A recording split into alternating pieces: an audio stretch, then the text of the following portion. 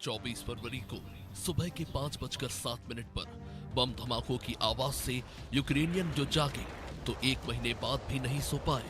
विस्फोटकों, धमाकों, बर्बादी और विनाश की अंतहीन घटनाओं को अब एक महीना हो चुका है। अब यूक्रेन में लोग सो नहीं पाते। लोगों को अब बम धमाकों की आवाजें हैरान नहीं करती। इमारतों पर बरसती मिसाइलें, हर तरफ आग से झुलसते आशियाने और आसमान में काले धुएं का गुब्बार यूक्रेन के लोगों की हकीकत बन चुका है। रूस के द्वारा छेड़े गए इस युद्ध ने 1/4 यूक्रेनियों को बेघर कर दिया है। मॉस्को की सेना यूक्रेन के अलग अलग शहरों में घुसपैठ कर रही है।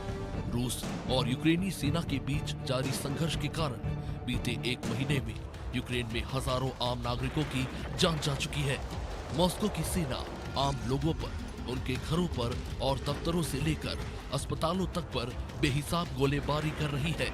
लेकिन इन सब के बावजूद भी यूक्रेन डटा हुआ है।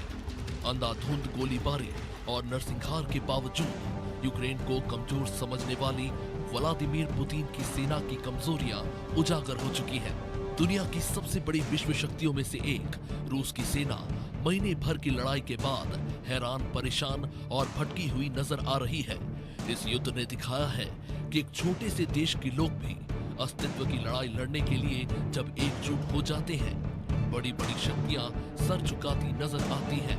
ये बात और है कि युद्ध दो देशों की सरहद पर नहीं बल्कि यूक्रेन के शहरों के अंदर हो रहा है, जिसके कारण यूक्रेनी परिवार हमलों से बचने के लिए भूमिगत हो चुके हैं। बीते एक महीने के विस्फोट, आग और मौतों ने यूक्रेनियंस को तबाह कर दिया है। वहीं दूसरी तरफ रूस पल पल तबाह हो रहा है। इस युद्ध ने यूक्रेन को लाखों अरबों का नुकसान पहुंचाया है। बर्बादी से बाहर निकलने में यूक्रेन को 1 दशक और अरबों खर्च करने होंगे। वहीं रूस इस युद्ध के कारण पश्चिमी देशों का विरोध झेल रहा है। रूसी सरकार जिद पर अड़ी हुई है, लेकिन आम रूसी नागरिक आर्थिक रूप से तबाह हो रहा है। रूस हर मिनट कमजोर पड़ता जा रहा है। यूक्रेन पर कब्जा करने की पुतिन की जिद अब रूस के पतन का कारण बन सकती है। सवाल यही है कि क्या रूस की यह जिद परमाणु युद्ध का रूप ले लेगी या फिर यूक्रेन आने वाले समय में सीरिया की शक्ल ले लेगा। नमस्कार, मैं अभिषेक। रूस और यूक्रेन के बीच जारी युद्ध को दूर देश से देख रहे लोग अब धीरे धीरे समझने लगे हैं कि युद्ध की आग उनकी अर्थव्यवस्था को तपाने लगी है। लोग युद्ध की समाप्ति की बात कर रहे हैं। जेलेंस्की भी नाटो के साथ ना जुड़ने की बात को अब अप्रत्यक्ष रूप से स्वीकार कर चुके हैं। उनके इस बयान के बाद ये माना जाने लगा है कि शायद वैश्वीकरण के इस युग में जैसे जैसे देशों की एक दूसरे पर निर्भरता बढ़ी, देशों की आंतरिक समस्याओं का असर वैश्विक रूप से भी देखने को मिल रहा है। इस युद्ध में अलग अलग देशों में युद्ध को लेकर दोहरा नजरिया देखने को मिला है। यूएन में तमाम देश नैतिकता के आधार पर युद्ध का विरोध तो करते हैं, लेकिन जब कदम उठाने की बारी आती है तो कुछ अपवादों को अगर छोड़ दे तो ऐसा कोई भी राष्ट्र नहीं था इसने रूस के विरुद्ध साहस दिखाया हो। खैर, तमाम देशों के ऊपर अपनी छवि को बचाए रखने के साथ अपने देश के हितों की रक्षा करना ज्यादा जरूरी है, लेकिन अक्सर इन दो नाव पर सवारी के दौरान ऐसे हालात पैदा हो जाते हैं जहां कूटनीति धरी की धरी रह जाती है और देश की भीतरी राजनीति से जुड़ी विचारधारा का वो सच उभर के बाहर आ जाता है, जिससे शांति वार्ता और द्विपक्षीय बातचीत के जरिए मामला सुलझाने की बात करने वाले देश युद्ध को छेड़ने वाले देश के साथ खड़े नजर आते हैं। चीन की चुप्पी समय के साथ रूस के समर्थन में तब्दील हो गई।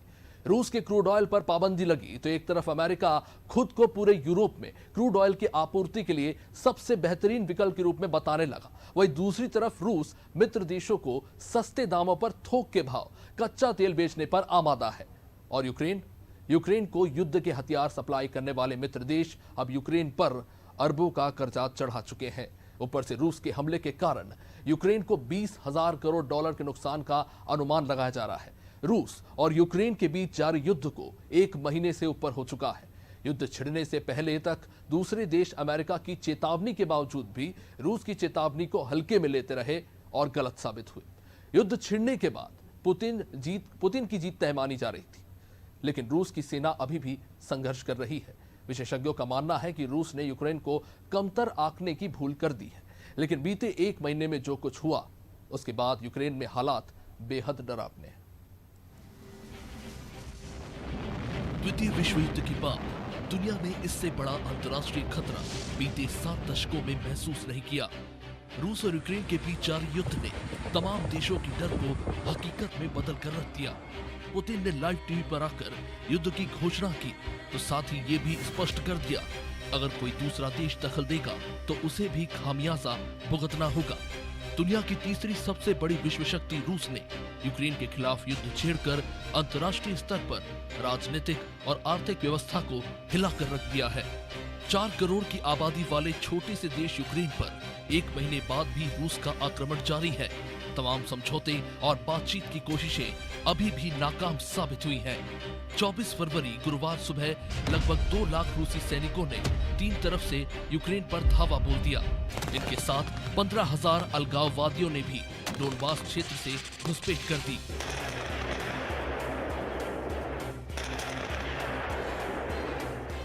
इससे पहले से ही रूस अलगाववादियों की मदद से यूक्रेन से हथिया कर बैठा हुआ है।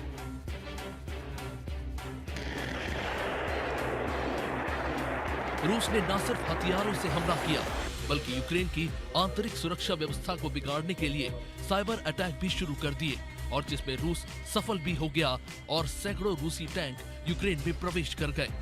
और फिर यूक्रेन की सरहद से विनाश और नरसंहार का अंतहीन सिलसिला शहर की आम गलियों तक जा पहुंचा। जिस बीच अमेरिकी राष्ट्रपति ने रूस के राष्ट्रपति व्लादिमीर पुतिन को वॉर क्रिमिनल घोषित कर दिया। Did you ask me whether I was called? Oh, I think he is a war criminal. Will you be meeting with him? Will you go to Poland? Will you go to Poland? Did you ask me whether I was called? Oh, I think he is a war Will criminal. you be meeting with him? Will you go to Poland? Will you go to Poland? NATO के साथ Ukraine के जुड़ने की आशंका से गुस्साए Putin ने Ukraine के खिलाफ युद्ध छेड़ दिया। वहीं दूसरी तरफ यूक्रेन के राष्ट्रपति वोलोदिमीर जेलेंस्की ने नाटो से युद्ध छिड़ने के बाद मदद की उम्मीद से देखा तो नाटो से कोई जवाब ही नहीं मिला।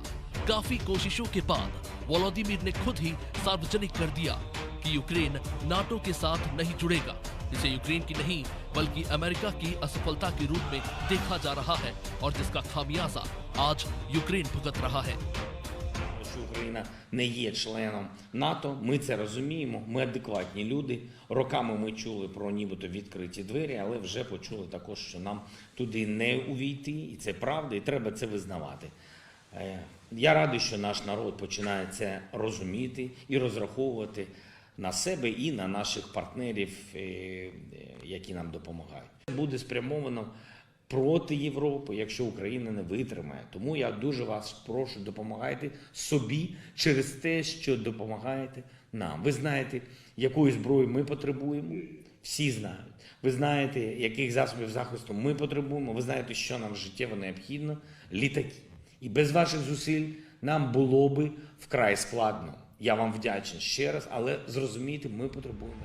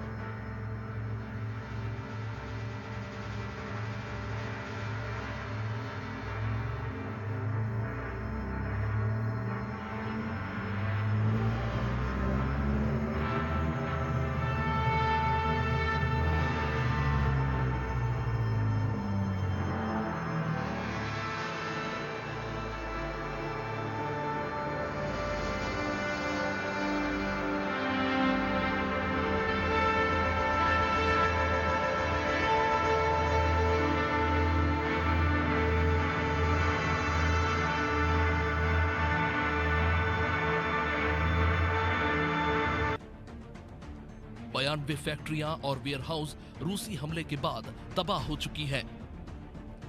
अलग अलग शहरों में 378 स्कूल और कॉलेज बर्बाद हो चुके हैं। यूक्रेन के 138 अस्पताल भी रूसी हमले में तबाह हो गए। 7 थर्मल और हाइड्रो इलेक्ट्रिसिटी प्लांट भी क्षतिग्रस्त हो चुके हैं। 3000 257 यूक्रेन के आम नागरिक रूस के हमले का शिकार हुए हैं, जिसमें से 1200 से भी ज्यादा लोगों की मौत हो चुकी है। 100 से भी ज्यादा बच्चे रूसी हमले का शिकार बने हैं। ज्यादातर घायल रूसी मिसाइल हमले का शिकार हुए हैं। विशेषज्ञ मानते हैं कि वास्तविक आंकड़े ज्यादा भयावह हैं। रूस को युद्ध की शुरुआत में लग रहा था कि वो यूक्रेन पर हफ्ते भर में कब्जा कर लेगा, लेकिन रूस का ये अनुमान बुरी तरह से गलत साबित हुआ। रूस महीने भर बाद भी यूक्रेन की सत्ता को अपने नियंत्रण में लाने में असफल साबित हुआ है, जिसके पीछे मुख्य कारण यूक्रेनी सेना के जवाबी हमले को बताया जा रहा है, जो अपने अस्तित्व की लड़ाई लड़ रही है, जबकि दूसरी तरफ रूसी सैनिकों का मनोबल टूट रहा है। शायद इसलिए भी क्योंकि रूसी सैनिक वो लड़ाई लड़ रहे हैं जिसे लड़ने की शायद जरूरत ही नहीं थी। खुद रूस के आम नागरिक इस युद्ध का विरोध कर रहे हैं। रूस का प्लान ऑफ एक्शन शुरुआत में काफी आक्रामक था, लेकिन धीरे धीरे ये कमजोर पड़ता गया, और क्योंकि ये लड़ाई सरहद पर नहीं बल्कि यूक्रेन के शहरों के अंदर हो रही थी, इसका फायदा यूक्रेनी सेना को ज्यादा हुआ, जो अपने देश के हर गली और हर रास्ते से वाकिफ है। और इसी कारण रूस को भी इस युद्ध में सामरिक रूप से भारी नुकसान हुआ है। यूक्रेन ने 16,600 रूसी सैनिकों को मार गिराने का दावा किया है। 121 रूसी फाइटर प्लेन्स यूक्रेन ने बर्बाद कर दिए हैं। 127 रूसी हेलीकॉप्टरों को यूक्रेन ने हमले के दौरान तबाह कर दिया। 582 रूसी टैंकों को यूक्रेन ने बर्बाद कर दिया। यूक्रेन ने 294 छोटी रूसी तोपें और लॉन्चर बेकार कर दिए। 1664 रूसी बख्तरबंद हथियारों से लैस वाहन तबाह कर दिए गए। 94 रूसी MLRS यूक्रेन ने जवाबी हमले में बेकार कर दिए। 7 रूसी जहाजों को यूक्रेन ने तबाह कर दिया। 56 रूसी ड्रोन मशीनों को यूक्रेन ने नाकाम कर दिया। 52 रूसी एंटी एयरक्राफ्ट तबाह करने का यूक्रेन दावा कर रहा है। 21 विशेष रूसी हथियार भी यूक्रेनी सैनिकों ने बर्बाद कर दिए। भले ही दूसरे देश, चाहे वो अमेरिका हो या यूरोपियन, ये सभी यूक्रेन को हथियार तो उपलब्ध करा रहे हैं, लेकिन मात्र 4 करोड़ की आबादी वाले यूक्रेन की सेना का रूस के हमलों का लंबे समय तक सामना कर पाना संभव नहीं लगता, क्योंकि हथियार कितने भी हो, लेकिन चलाने के लिए हाथ बेहद सीमित है। यूक्रेन में सिविलियंस को युद्ध में लड़ने के लिए हथियार दिए जा रहे हैं, लेकिन एक ट्रेंड रशियन आर्मी के सैनिक का एक साधारण यूक्रेनी नागरिक बंदूक लेकर भी कितना लड़ पाएगा, इसका अंदाजा लगाना इतना मुश्किल नहीं है। इस युद्ध का अंत क्या होगा, ये भविष्य की गर्त में है, लेकिन मौजूदा हालात में विश्व के तमाम देश 2 भागों में बंटते नजर आ रहे हैं।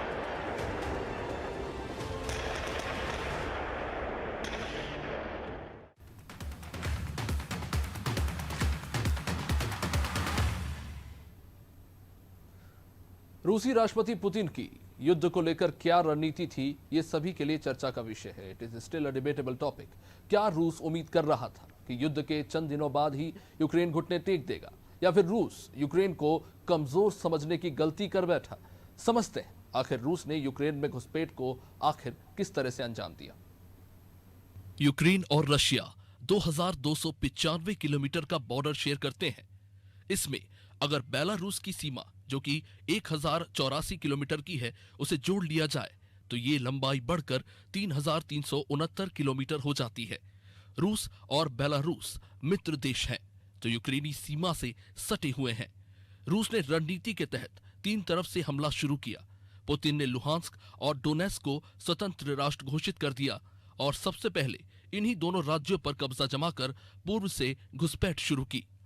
पूर्व के साथ साथ दक्षिण में क्रीमिया के जरिए रूस ने यूक्रेन के दक्षिणी राज्यों पर आर्टिलरी मिसाइलों से हमला शुरू कर दिया और सोची समझी रणनीति के तहत रूसी सेना बेलारूस की सीमा से आगे बढ़ती रही, क्योंकि यूक्रेन की राजधानी कीव पर हमला करने के लिए सबसे छोटा रास्ता बेलारूस की सीमा से पड़ता है, और इसीलिए रूस ने पहले चिर्नहीव पर ताबड़तोड़ हमले किए और कुछ समय बाद रूस ने चिर्नहीव के उत्तरी क्षेत्र पर कब्जा कर लिया। इसके बाद आगे बढ़ते हुए रूसी टैंकों ने चेर्नोबिल शहर में जमकर बमबारी की और इस वक्त चेर्नोबिल शहर के ज्यादातर हिस्से पर रूसी सेना का कब्जा है, जहां पर स्थित न्यूक्लियर पावर प्लांट पर रूसी सेना के कब्जे ने तमाम देशों की चिंता बढ़ा दी है। चेर्नोबिल के रास्ते रूसी टैंक यूक्रेन की राजधानी कीव की सीमा में प्रवेश कर गए और कीव के पूर्वी क्षेत्रों पर रूसी सेना का हमला जारी है। हालांकि लोकल यूक्रेनी नागरिकों और यूक्रेनी सैनिकों ने भी तगड़ा जवाब देते हुए रूसी सैनिकों को आगे नहीं बढ़ने दिया। लेकिन इस बीच पूर्वी क्षेत्र के ज्यादातर शहर जो रूस या बेलारूस बॉर्डर से सटे हैं, उन पर रूसी सैनिकों ने कब्जा जमा लिया है। पूर्व में लोहांस्क और डोनेट्स्क के साथ साथ सूमी और खार्किव पूरी तरह से इस वक्त रशिया के कब्जे में है। क्रामातोर्क और डोनबास का पश्चिमी हिस्सा पहले से ही अलगाववादियों के कब्जे में थे। वहीं दक्षिण में मारियोपोल शहर को रूसी सेना ने तहस नहस कर दिया है। यूक्रेनी यहां से पलायन कर चुके हैं। मेलिटोपोल शहर पर भी रूसी सेना ने कब्जा कर लिया है। क्रीमिया के जरिए रूस ने खेरसोन शहर पर अपना कब्जा जमा लिया है। रूसी सेना माइकोलाइव शहर में हमला करके आगे बढ़ रही है। खेरसोन से आगे बढ़ते हुए रूस सेना अब ज़ैपोरिज़िया पर हमले कर रही है। डिनिप्रो शहर में भी रूसी सेना घुसपैठ कर रही है। भले ही युद्ध यूक्रेन में हो रहा हो, लेकिन तबाही दो तरफा हो रही है। वैश्वीकरण के इस युद्ध में दूसरे देशों के साथ बेहतर रिश्ते बनाए रखने के लिए बेहतर विदेश नीति क्यों जरूरी है, ये आप इस युद्ध से समझ सकते हैं। भले ही रूस हथियारों, टैंक, मिसाइल और तोपों के मामले में यूक्रेन से ज्यादा ताकतवर हो, लेकिन यूक्रेन के साथी देशों ने बिना हथियार उठाए रूस को जो आर्थिक नुकसान पहुंचाया, इसकी भरपाई करने में रूस को काफी समय लग जाएगा। लेकिन यूक्रेन में हालात और भी ज्यादा खराब है। यूक्रेन और रूस के बीच जारी युद्ध से जितना नुकसान हुआ, उतना ही नुकसान आर्थिक रूप से दोनों देशों को झेलना पड़ रहा है। यूक्रेन में निर्यात पूरी तरीके से चौपट हो चुका है, जिस पर यूक्रेन की पूरी अर्थव्यवस्था निर्भर करती है, जबकि रूस से दुनिया भर की तमाम दिग्गज कंपनियां अपना व्यापार बंद कर चुकी है। 100 से भी ज्यादा मल्टी बिलियनियर कंपनीज काम रोक चुकी है।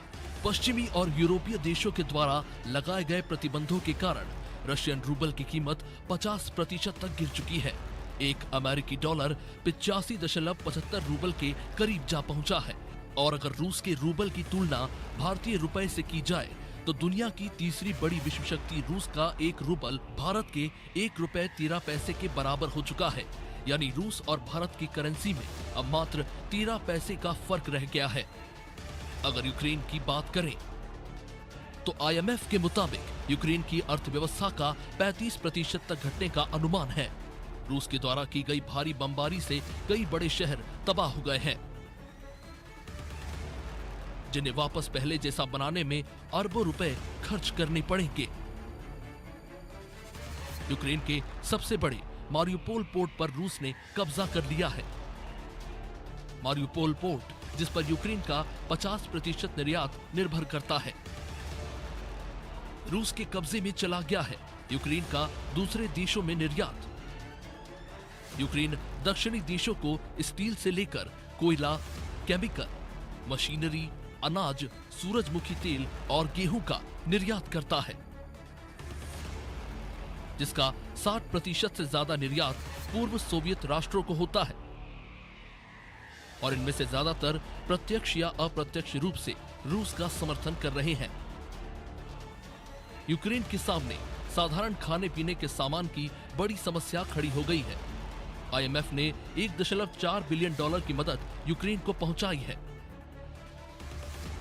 लेकिन यूक्रेन को हुए आर्थिक नुकसान के मुकाबले ये रकम 5% भी नहीं है। अमेरिका ने यूक्रेन को $350 मिलियन के हथियार भेजे हैं। कई यूरोपियन देशों ने भी करोड़ों के हथियार यूक्रेन को उपलब्ध कराए हैं, जिसका आने वाले समय में यूक्रेन पर आर्थिक भार पड़ेगा। यूक्रेन के तबाही का मंजर पूरी दुनिया देख रही है। रूस भले ही यूक्रेन को गुलाम बनाने की कोशिश कर रहा हो, लेकिन पत्रकार बहादुरी से लोगों तक सच पहुंचा रहे हैं, जबकि रूस में पुतिन ने पत्रकारों पर तमाम तरह के प्रतिबंध लगा रखे हैं और रूस की आम जनता को सच से दूर रखने का भरसक प्रयास हो रहा है। कई अंतर्राष्ट्रीय चैनल रूस में बंद हो चुके हैं। रूस के न्यूज चैनल में काम करने वाले पत्रकार भी इस्तीफा दे रहे हैं, लेकिन ये तमाम हथकंडे भी रूस को बचा नहीं पाए। इस वक्त रूस भारी आर्थिक दबाव में है। अमेरिका से लेकर तमाम यूरोपियन देशों ने रूस पर कड़े प्रतिबंध लगा दिए हैं। रूस का स्टॉक मार्केट क्रैश कर चुका है। रूस की आम जनता कैश के लिए सड़कों पर भटक रही है।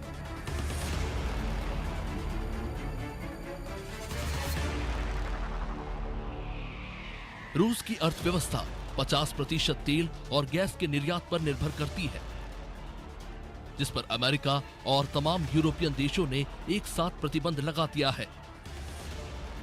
नतीजा, रूस की करेंसी रूबल की वैल्यू 50% से भी ज्यादा गिर गई है। विशेषज्ञों का अनुमान है कि रूस की अर्थव्यवस्था 10% तक सिकुड़ जाएगी। 100 से भी ज्यादा विदेशी कंपनियों ने रूस में काम बंद कर दिया है। नेस्ले, यूनिलीवर और आइकिया जैसी रिटेल कंपनीज रूस के द्वारा युद्ध छेड़ने के बाद अपना काम बंद कर चुकी हैं। शेल, बीपी और एक्सॉन जैसी तेल कंपनियां रूस छोड़ने की तैयारी में हैं। दुनिया के 3 सबसे बड़े कार्ड मर्चेंट ने कार्ड ट्रांजैक्शन रोक दिया है।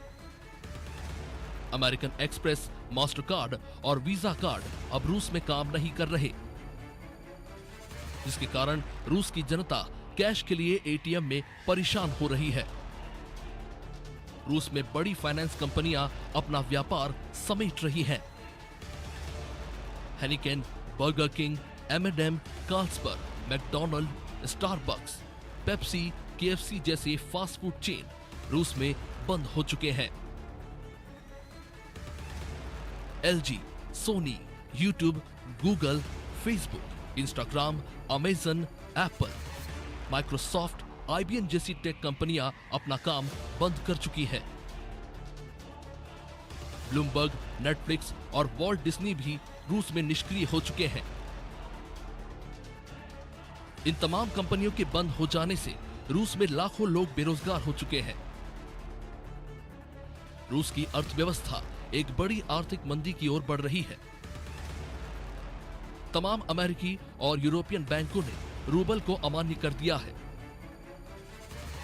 जिसके कारण रूस का फाइनेंशियल स्ट्रक्चर बुरी तरह से चरमरा गया है। देश में कैश की कमी के कारण हालात बिगड़ चुके हैं। रूस में इलेक्ट्रॉनिक वस्तुओं की कालाबाजारी बढ़ गई है। इंटरनेशनल बैंकिंग सिस्टम बंद होने के बाद रूस की चीन पर निर्भरता बढ़ी है। ज्यादातर पश्चिमी और यूरोपियन कंपनियों ने रूस से अपने हाथ खींच लिए हैं, लेकिन हकीकत यह भी है कि पश्चिमी देशों के भारी भरकम प्रतिबंध के कारण जो विदेशी कंपनियां रूस में सक्रिय थी, वो रूस में कमाई नहीं कर पाती। भले ही ये कंपनियां यूक्रेन का समर्थन करने की बात कर रही हो, लेकिन सच तो ये है कि रूबल को अमान्य करने के बाद रूस में होने वाली विदेशी कंपनियों की कमाई रूस में ही फंसी रह जाती और खास तौर से रूबल की वैल्यू भी इन कंपनियों के लिए घाटे का कारण बन रही थी, जिसके कारण व्यापार बंद किया गया। इस वक्त इंटरनेशनल बैंकिंग सिस्टम बंद हो जाने के बाद रूस चीन के साथ बनाए अपने दूसरे बैंकिंग सिस्टम के जरिए लेन देन को आगे बढ़ा रहा है, लेकिन वास्तविकता ये है कि इन दोनों देशों के बीच युद्ध के कारण कच्चे तेल के दाम बढ़ चुके हैं। भारत, अमेरिका और तमाम यूरोपियन देशों में आम इस्तेमाल की चीजें महंगी हो रही है। कई इसे वैश्विक मंदी का आगाज बता रहे हैं। दिन गुजरते जा रहे हैं। यूक्रेन जैसे दोनों ही देशों में समस्याएं बढ़ती चली जा रही हैं। युद्ध में कई देश यूक्रेन के आम नागरिकों को पनाह तो दे रहे हैं, लेकिन युद्ध समाप्त होने के बाद बीतते वक्त के साथ रेफ्यूजियों की जिंदगी किस तरह से बर्बाद हो जाती है, ये हमें पहले कई बार देखने को मिला है। इस युद्ध से यूक्रेन के लाखों बच्चों की जिंदगी अब कभी सामान्य नहीं रह पाएगी।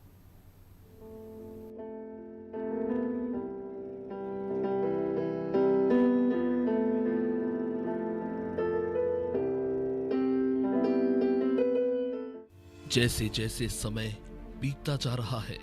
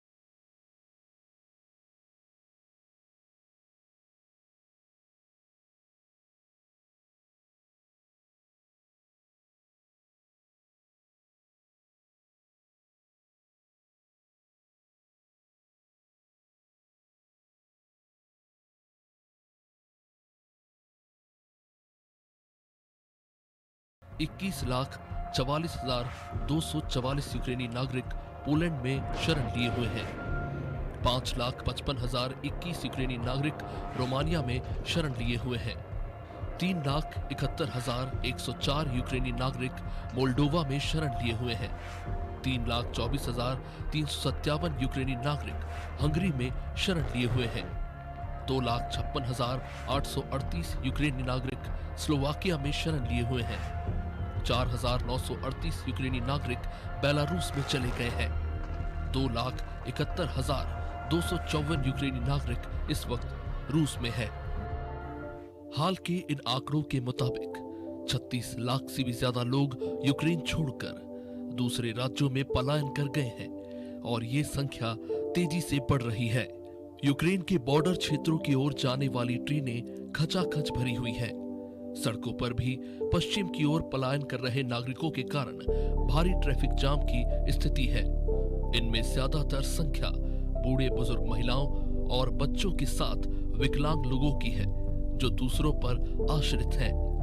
27 देशों के समूह यूरोपियन यूनियन ने मौजूदा सूरत हाल में यूक्रेनी नागरिकों के लिए विशेष प्रावधान करते हुए आने वाले 3 सालों के लिए यूक्रेनी नागरिकों को रोजगार से लेकर शिक्षा और अस्पताल जैसी सभी सुविधाओं का प्रबंधन करने पर सहमति जताई है। आने वाले 3 सालों तक इन 27 देशों में यूक्रेनी रेफ्यूजीज को शिक्षा, रोजगार और बेहतर स्वास्थ्य सुविधा की पूरी व्यवस्था दी जाएगी। युद्ध शुरू होने के बाद जेलेंस्की ने लाइव टीवी पर आकर पूरी दुनिया के सामने यूरोपियन यूनियन की सदस्यता के आवेदन पर हस्ताक्षर किए थे, जिसके बाद युद्ध में ना सही लेकिन यूक्रेन के आम नागरिकों की यूरोपियन देश मदद कर रहे हैं। Alive. I think it's a fair one. Yesterday, 16 children were killed. Again and again, President Putin is going to say that is some kind of operation and we are hitting a military infrastructure. Where are our children? What kind of military factories do they work at? What tanks are they going with? Or launching cruise missiles? He killed 16 people just yesterday.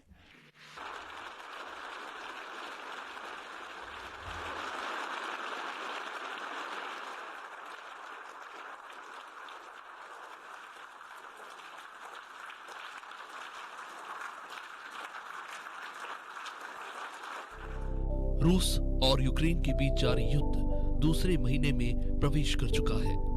दोनों देशों के प्रतिनिधि युद्ध को समाप्त करने के लिए कई दौर की बैठकें कर चुके हैं जो किसी नतीजे पर नहीं पहुंच पाए। समझौतों पर सहमति नहीं बन पाने के कारण हर दिन सैकड़ों की तादाद में बच्चे रेफ्यूजी बनते जा रहे हैं। 2015 में सीरिया युद्ध में हुए महाविनाश के बाद 40 लाख लोगों को देश छोड़कर भागना पड़ा था। अलग अलग देशों में तब सीरिया से भागे लोगों को सहानुभूति दिखाते हुए पनाह तो दे दी गई, लेकिन 7 साल बाद भी इन देशों में रह रहे सीरियाई लोगों को सामाजिक स्वीकार्यता के लिए जूझना पड़ रहा है। राजनीतिक रूप से सीरियाई रेफ्यूजियों को अधिकार तो दिए गए, लेकिन इन देशों के स्थानीय लोग सीरियाई रेफ्यूजीज को 7 साल बाद भी अपना नहीं पा रहे। कई देशों में इनके साथ अपराधियों जैसा सुलूक होता है। नौकरी से लेकर शिक्षण संस्थानों में इनके साथ दोयम दर्जे का व्यवहार किया जाता है। और ये वही यूरोपियन देश है जो आज यूक्रेनी रेफ्यूजियों को पनाह दे रहे हैं। ऐसे में अब युद्ध समाप्त भी हो जाता है तो भी एक पूरी पीढ़ी आने वाले कई दशकों तक साधारण जीवन के लिए जूझती रहेगी। दूसरे देशों में यूक्रेनियों को सामाजिक स्वीकार्यता मिलती है या नहीं, ये एक बड़ा सवाल है। लेकिन अगर ये वापस यूक्रेन लौट भी आते हैं तो भी जिस तरह का भयानक विनाश यूक्रेन के तमाम शहरों में हो रहा है, आने वाला समय यूक्रेनियों पर, खास तौर से यूक्रेनी बच्चों के लिए बेहद संघर्षपूर्ण रहने वाला है। इस युद्ध ने न सिर्फ यूक्रेन और रूस को बल्कि तमाम देशों के व्यापारिक संबंधों को प्रभावित किया है। खास तौर से वैश्वीकरण यानी यूनिवर्सल मार्केट इससे सबसे ज्यादा प्रभावित है।